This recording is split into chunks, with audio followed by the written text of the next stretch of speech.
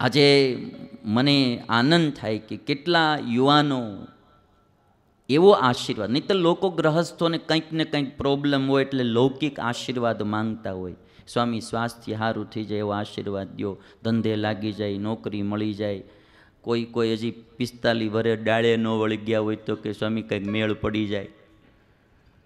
કંઈક ને કંઈક આવા આશીર્વાદ માંગતા હોય. પણ અત્યારે અમુક યુવાનો એવા આવે છે, આજની જ તમને વાત કરું.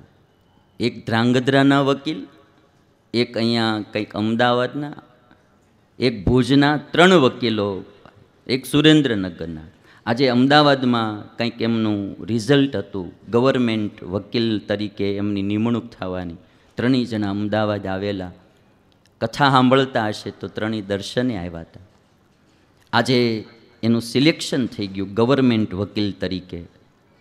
તો એમણે 3 એક જ વાત કરી, સ્વામી ભગવાનને પ્રાર્થના કરજો કે અમારાથી વકીલાતમાં ખોટું કામ ન થાય, કે અમારાથી ખોટું કામ ન થાય, બીજું અમારે કાંઈ નહીં જોતું, ભગવાનને પ્રાર્થના કરજો અમારાથી ખોટું કામ ન થાય. માણસો જ્યારે આવો આશીર્વાદ માગે ને ત્યારે આપણને એમ લાગે કે હજી કળયુગમાં સતયુગ છે, હજી માણસની વિચારધારાઓ સારી છે. કથા માણસની વિચારધારાને બહુ મોટી ચેન્જીસ લાવી દે છે.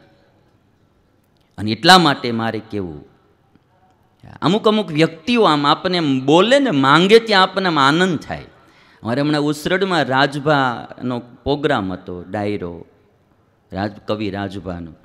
તો મારી પાસે આવ્યા તો મને કે સ્વામી ભગવાનને એવી પ્રાર્થના કરજો કે અમારા મોઢેથી સત્ય વાતો થતી રહી, કે સારી ને સત્ય વાતો થતી રહી.